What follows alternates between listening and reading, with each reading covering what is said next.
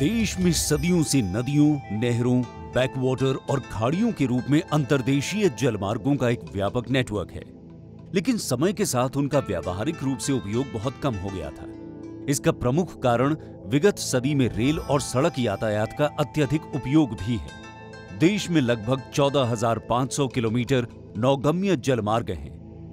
अंतर्देशीय पोत परिवहन, नेविगेशन तथा अंतर्देशीय जलमार्गों के विकास और विनियमन के लिए 27 अक्टूबर 1986 में भारतीय अंतर्देशीय जलमार्ग प्राधिकरण अस्तित्व में आया।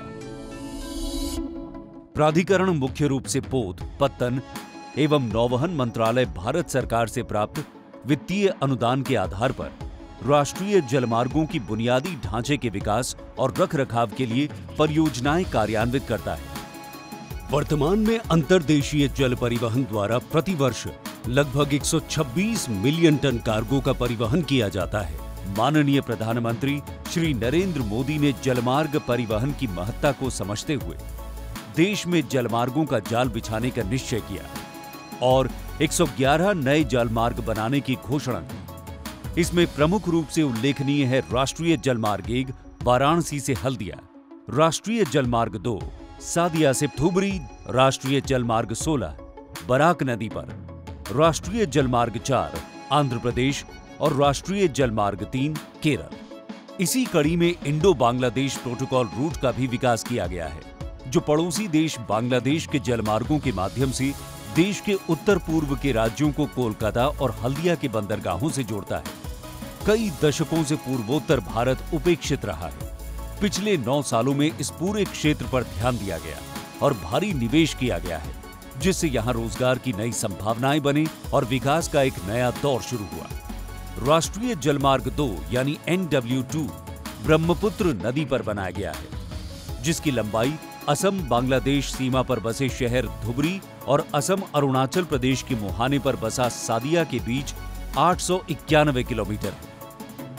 इस पूरे क्षेत्र में रो और रो पैक्स सेवा की शुरुआत की गई है। सुरक्षित नेविगेशन के लिए 4 global positioning system DGPS station Dhubri, Jogighopa, Vishwanath Ghat और डिब्रूगढ़ और 12 फ्लोटिंग टर्मिनल हितसिंगीमारी, धुबरी, जोगीघोपा, जमुगुरी, तेजपुर, सिलघाट, विश्वनाथ घाट, नेमाती, सेंगजन, बोगीबिल, डिब्रूगढ़, ओकलैंड और उरियम घाट पर बनाया गया है और तेजपुर, नियामती एवं डिब्रूगढ़ में 6 पॉन्टून टर्मिनल का निर्माण कार्य प्रगति पर है।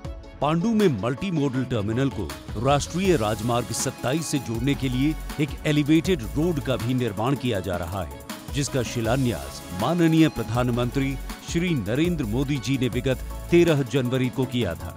अंतर्देशीय जलमार्गों द्वारा अंतरराष्ट्रीय व्यापार को और सुदृढ़ करने के लिए पांडु और धुबरी टर्मिनल की ऑपरेशन और मैनेजमेंट प्राइवेट लॉजिस्टिक्स ऑपरेटर को दे दिया गया है। इसके अतिरिक्त गुवाहाटी में maritime skill development centre for north east का भी संचालन शुरू हुआ है। माननीय प्रधानमंत्री जी ने पांडु में शिप रिपेयर सेंटर का शिलान्यास भी किया है, जिसके कारण अब जहाजों की मरम्मत पांडु में ही की जाएगी। जोगीघोपा में 64 करोड़ रुपए की लागत से एक टर्मिनल का निर्माण किया जा रहा है। अपनी भौगोलिक स्थिति के कारण उत्तर पूर्वी भारत एक विशाल अंतर्राष्ट्रीय बाजार के साथ व्यापार का अवसर प्रदान करता है, जिसमें चीन, Myanmar, Bangladesh, Malaysia, Thailand, Singapore, Philippines, Indonesia और दूसरे पूर्वी एशियाई देश शामिल हैं। राष्ट्रीय जलमार्ग 2 एवं 16 अंतर्राष्ट्रीय बाजार में अपनी हिस्सेदारी को बढ़ाने में मील का पत्थर साबित होगा। उत्तर पूर्वी भारत को देश के अन्य भागों को जलमार्ग द्वारा जोड़ने के लिए NW2 के व्यापक इस्तेमाल की परिकल्पना बनाई गई है। 5 फरवरी 2022 को पटना से 200 टन खाद्यान्न MV लाल बहादुर शास्त्री से सुदूर उत्तर पूर्व में पांडु भेजा गया। ये जहाज NW1 के माध्यम से फरक्का, हल्दिया होते हुए इंडो बांग्लादेश प्रोटोकॉल रूट को पार करता हुआ गुवाहाटी के पांडु मल्टी मॉडल टर्मिनल पहुंचा।